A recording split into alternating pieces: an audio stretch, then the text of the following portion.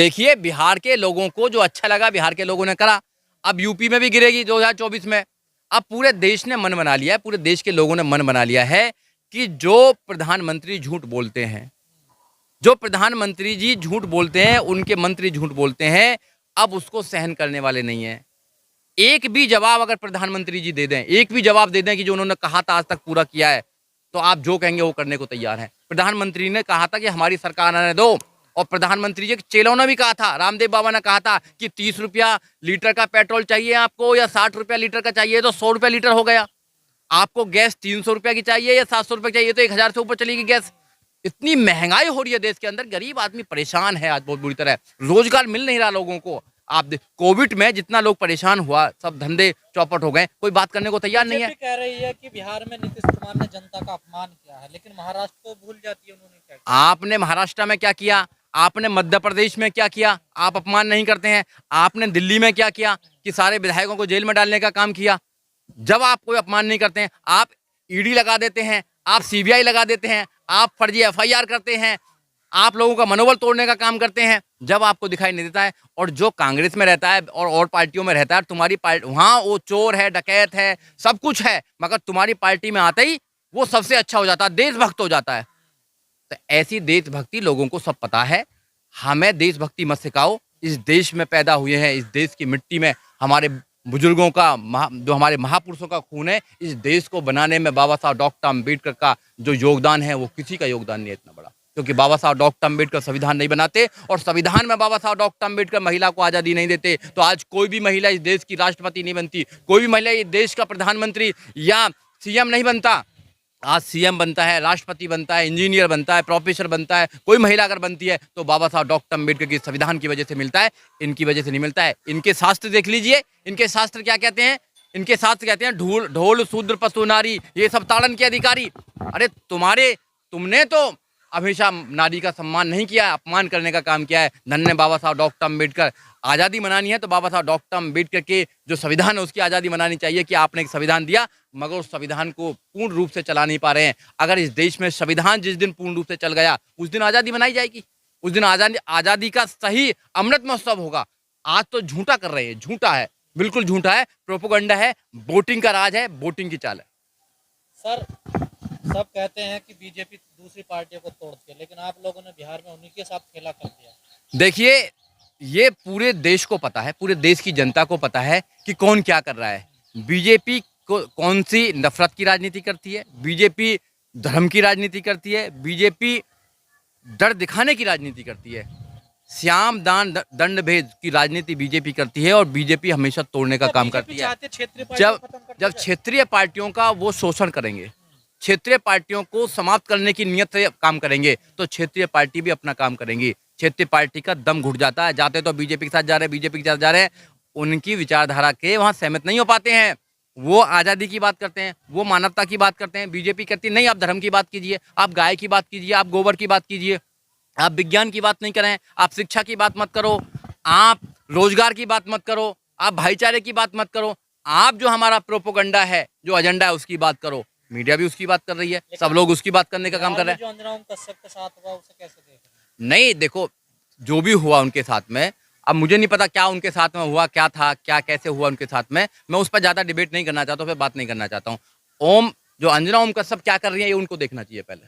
क्या वो बीजेपी की प्रवक्ता है या एक मीडिया की वो रिप्रेजेंटेटिव हैं? क्या वो पत्रकार की भूमिका क्या है? पत्रकार को क्या करना चाहिए? पत्रकार को देश के लोगों को सही और जो फैक्चुअल रिपोर्ट है वो देनी चाहिए। वो तो एजेंडा चलाने का काम कर रहे हैं, वो तो एजेंडा चलाने का काम कर रहे हैं, तो लोग जानते नहीं है क्या?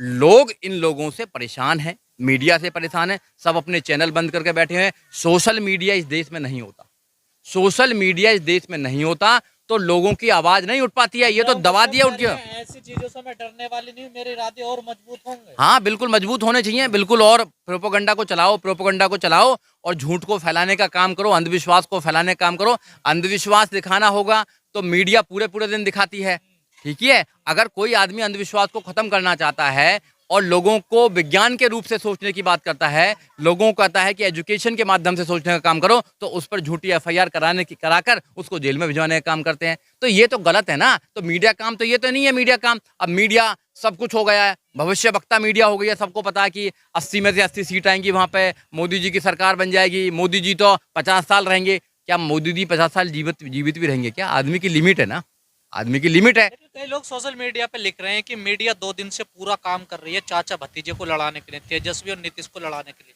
पुरानी पुरानी चीजें निकाल रही है बात। देखिए, तेजस्वी और जो उनका नीतीश कुमार का जो गठबंधन हुआ है, वो पहले भी उनका गठबंधन था, मगर नीतीश कुमार जी को इन्होंने बहका लिया था, इन्होंने बहका लिया। और ये फूट डालने में बहुत है, फूट डालो शासन करो, अंग्रेजों से सीख चुके हैं ना ये, फूट डालो शासन करो। विपक्ष को एक साथ मत आने दो। अगर एक साथ विपक्ष आएगा तो फिर ये कहाँ रुक पाएंगे? नहीं रुक पाएंगे। क्योंकि उत्तर प्रदेश में भी आप देखेंगे तो उत्तर प्रदेश में भी ये 41% वोट आई है 2022 में इनकी, और 59% 59% विपक्ष के पास है। अगर विपक्ष एक साथ आ जाता है तो क्या ये हार जाएंगे? हारेंगे ना, बिल्कुल हारेंगे। तो ये विपक्ष को एक साथ नहीं होने देते हैं, एक दूसरे में लड़ाई कराने का काम करते हैं, एक दूसरे में नफरत फैलाने का काम करते हैं।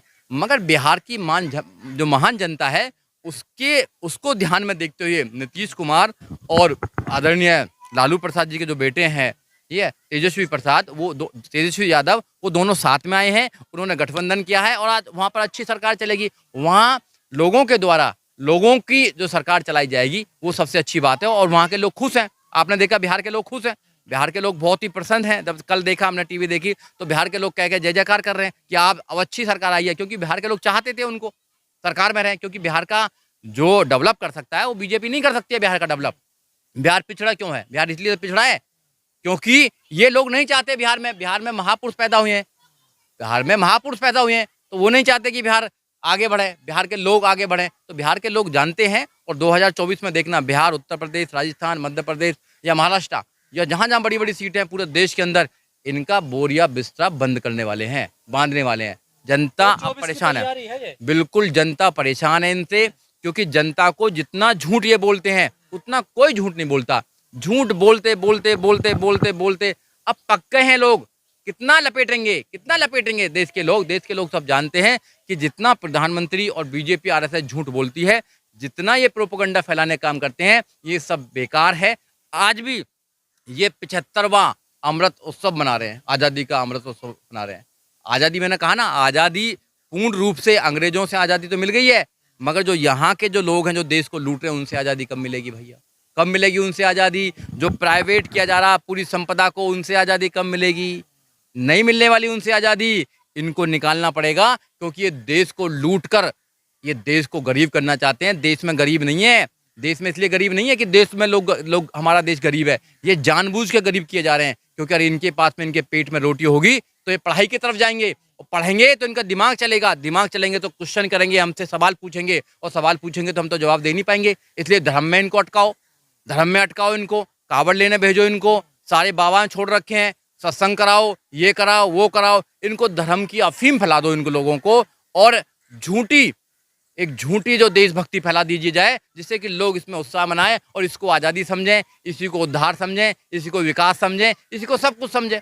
तो ये झूठी आज़ादी है, झूठा विकास है और झूठे प्रोपेगेंडा है, इसको समझना पड़ेगा, और लोग धीरे धीरे समझ रहे हैं। सही बोला।